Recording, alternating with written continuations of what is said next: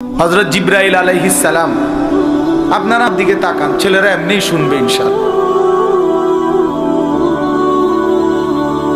তো জিবরাইল আলাইহিস সালাম হাদিসের মধ্যে আছে যতবার তিনি নবী সাল্লাল্লাহু আলাইহি সাল্লাম এর কাছে মানুষের আকৃতিতে আসছেন, জিবরাইল নবীজির কাছে দুই ভাবে আসতেন।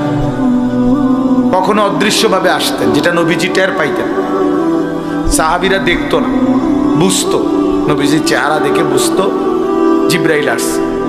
নবী সাল্লাল্লাহু আলাইহি সাল্লামের হালাত, চেহারার রং বদলাই যেত, রক্তিম লাল হয়ে যাইত, পবিত্র চেহারা থেকে ঘাম ঝরত এবং নবীজি সাল্লাল্লাহু আলাইহি সাল্লামের নাকের কাছে, মুখের কাছে মৌমাছির গুনগুনে আওয়াজ শোনা যাইত।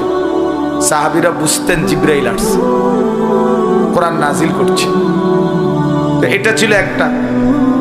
আর কখনো কখনো জিবরাইল আলাইহিস সালাম সরাসরি মানুষের আকৃতি ধরে নবীজির কাছে আসতেন। এই মানুষের আকৃতি ধরে যখন আসতেন তখন তিনি নবীজির সাথে কথা বলতেন, বসে কথা বলতেন আদবের সাথে। নবীজি সাল্লাল্লাহু আলাইহি সাল্লামের সামনে একবারে নামাজের হালাতের মতো বসতেন। সাল্লাল্লাহু আলাইহি সাল্লামের দুই হাঁটু মোবারকের সাথে হাঁটু মুখোমুখি করে জিবরাইল বসতেন, বুক বরাবর, হাঁটু বরাবর, চোখ বরাবর। মনে করেন আমার এই দুই হাঁটু বরাবর যদি ওইদিকে কেউ বসে আমার মুখোমুখি, তাহলে হাঁটু যেমন বরাবর, তো বুকও তো, চোখও তো বরাবর, ঠিক না?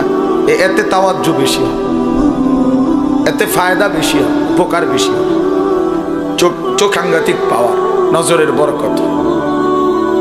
এই কারণে এই দুইটা কথা মিলাইয়া বললাম।